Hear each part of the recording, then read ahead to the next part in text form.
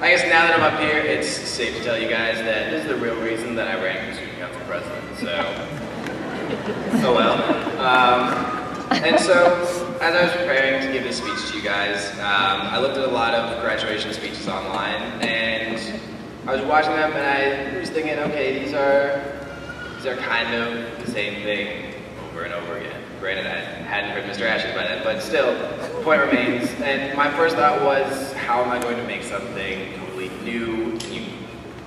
So I took a page out of Aristotle's book and investigated the purpose of what is a graduation speech. That was really exciting. And I came to the conclusion that the purpose isn't just to express myself. This can't be a disjointed amalgamation of my own creativity. And as much as I want to cram a bunch of TV show references into this, I can't. I'm supposed to be here to try to inspire us, and that's what I'm going to do with the time that I have. So, that's what I'm going to do. I can stand up here and go on reminiscing for days about all the great times that I had in high school, the people that I was lucky enough to share my days with. But that'd be selfish of me, because that's not what I should spend this time doing. That's for all of you guys to spend time on your own doing that. Not totally on your own, but with the people who made an impact on your life, the people who made those memories with you, the people who shaped you into the person that you are now. And it's going to be much more meaningful if you do that with those friends. Not just for closure, but help you fully appreciate what you've all done for each other. More likely than not, some of the most influential people you'll ever meet in your life are sitting there next to you in their own purple gowns. And life's too short not to tell people how you feel about that. I'm kind of saying what Mr. Asher said here, but I want everyone to live in the present. Be aware of what's present. Be aware of what's around you, and interact with your surroundings.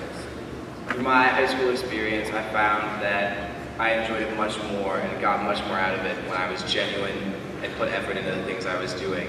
And I know that there's kind of a stigma around that. It's not cool to try hard, but you're not going to get anything out of just sitting around and letting life pass you by. I urge all of you to thank at least one of the teachers or one of the staff members who's made an impact on you, in whatever way they did that. Whether that's challenging you intellectually, pushing you to step out of your comfort zone, or sculpting you into a more virtuous, complete, and mature member of society.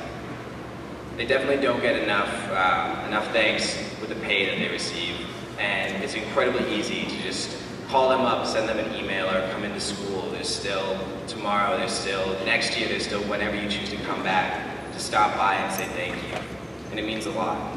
I'm going to keep my public thank you short and thank Mr. Stern for fostering and guiding profound change in myself and in my character, for inspiring me with his steadfast adherence to his own values and beliefs, and for showing me the positive difference one person can make in their community, while also being an example of creating positive change in his community every single day. I'd like to take a second to send a shout out to all past, present, and future PPI members, as that's one thing in my high school experience that has made a huge, huge difference, and I definitely wouldn't be standing up here without that.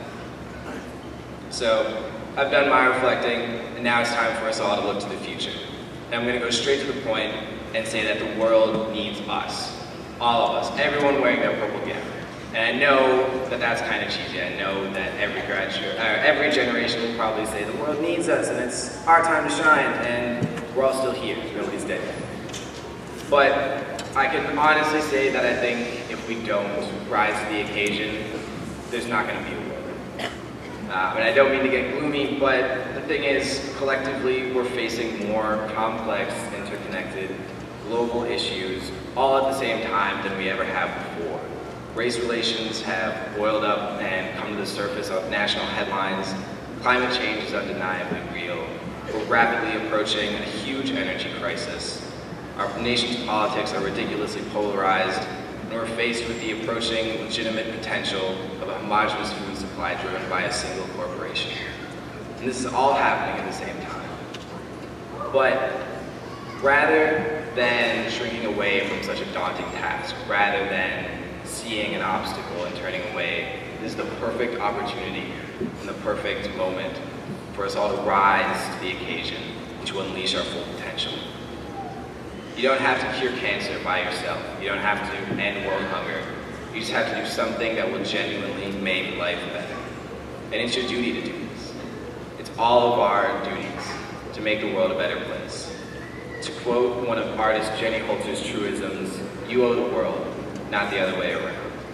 We're young, we're educated, and we have all the potential to make everything better, and we can't throw that away for the sake of everybody else.